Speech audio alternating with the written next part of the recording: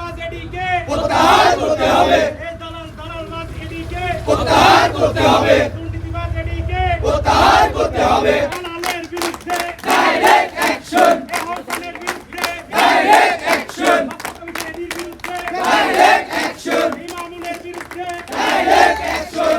এলাকাবাসীর পক্ষের থেকে আমি এই পাসপোর্ট অফিস অপসারণের জন্য আমি জোর দাবি করছি মাননীয় প্রধানমন্ত্রী বরাবর, মাননীয় স্বরাষ্ট্রমন্ত্রী বরাবর আমি এই আবেদনটা জানাচ্ছি। দীর্ঘ 17 বছর যে দুর্নীতি যে আঁকড়া গড়েছে, প্রত্যেকটা থানায়, প্রত্যেকটা ইউনিয়নে, প্রত্যেকটা এলাকায়, প্রত্যেকটা মহলে দালালরা প্রত্যেকটা জায়গায় দোকান করে এরা এদের কাছ থেকে টাকা হাতিয়ে এনেছে, লক্ষ লক্ষ টাকা, প্রতিদিন 3 লক্ষ 4 লক্ষ টাকা। এই পাসপোর্ট অফিসের এই অফিসার সমস্ত টাকা ও সবাই সঙ্গে করে, স্টপের সঙ্গে করে এরা সমস্ত টাকা এরা ভাগ করে নিচ্ছে। আমরা যে কোনো এলাকাবাসীর সাথে করে আমরা আসি, কিন্তু আমাদের কথা কখনো মানে না। কখনো পুলিশ দিয়ে আমাদেরকে হ্যারেস করতেছে, কখনো এই অমৌখিক দিয়ে হ্যারেস করতেছে, যার কারণে আমরা এই প্রতিবাদটা আমরা জানাতে পারতেছি না। তাই আমরা মাননীয় প্রধানমন্ত্রী এবং স্বরাষ্ট্রমন্ত্রীর বরাবর আমরা এই আবেদনটা জানাচ্ছি, যেন আপনারা এই হস্তক্ষেপ করে আমাদের এই পাসপোর্ট অফিস দুর্নীতি মুক্ত করার জন্য আহ্বান জানাচ্ছি।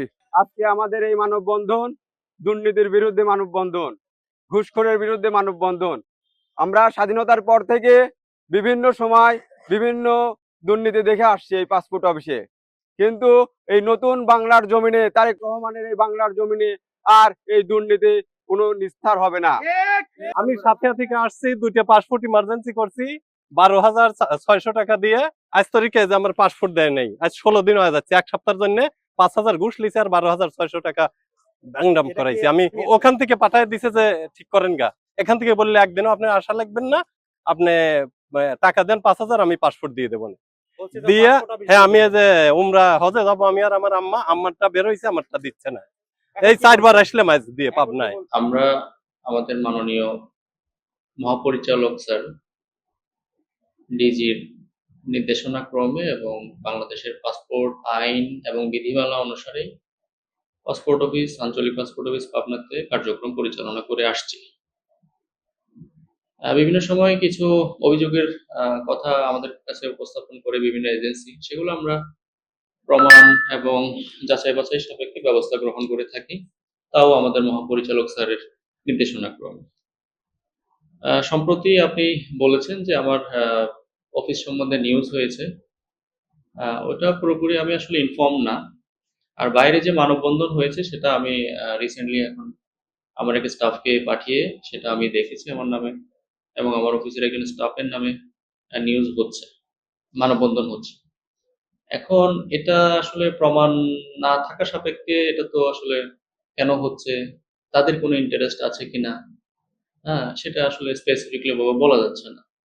তো আমি অনুরোধ করব, যেহেতু পাবনা এলাকাবাসীর ব্যানারে একটা মানববন্ধন হচ্ছে আর আপনারা ইলেকট্রনিক এবং প্রিন্ট মিডিয়ার ভাইয়েরা আছেন, আপনারা বিষয়টা একটু যাচাই বাছাই করে যদি আমার অনিয়ম এবং আমার অফিসের অনিয়মের কোনো প্রমাণ আপনারা পেয়ে থাকেন, তাহলে আপনারা ওভাবে সেটা সার্কুলার করবেন।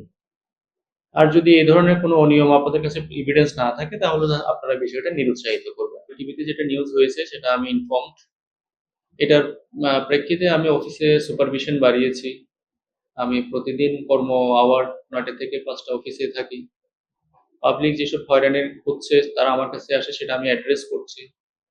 এই পর্যন্ত আমি আছি। আর সিগনিফিকেন্ট কোনো এভিডেন্স আমি পাইনি যেটা নিয়ে আমাদের ডিপার্টমেন্টাল কোনো প্রসিডিওর হতে পারে, অথবা আমাদের মাননীয় মহাপরিচালক স্যারকে ইনফর্ম করা লাগতে পারে, এই ধরনের কোনো কিছু হয়নি। তবে আজকে যে মানববন্ধনের বিষয়টা আমরা জেনেছি আপনাদের মাধ্যমে, সেটা আমি কর্তৃপক্ষকে রিচ করার চেষ্টা করেছি, উপস্থাপন করেছি, এবং এই মানববন্ধনের মাধ্যমে যদি কোনো অভিযোগ উঠে আসে সেটা আমরা দেখব, ব্যবস্থা নিব এবং আপনাদেরকে জানাবো।